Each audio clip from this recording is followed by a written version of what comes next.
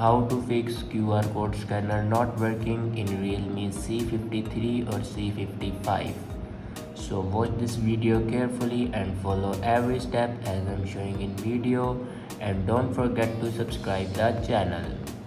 So let's start the video. First of all,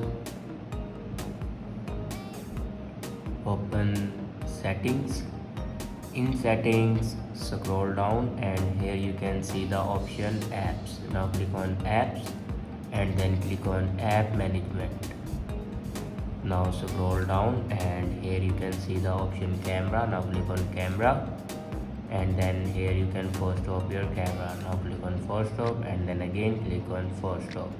After force stop a camera, then click on storage usage and here you can clear the cache memory of camera. After clear the cache memory, then go back to your home screen and open camera. On top you can see the scanner icon. Now click on it.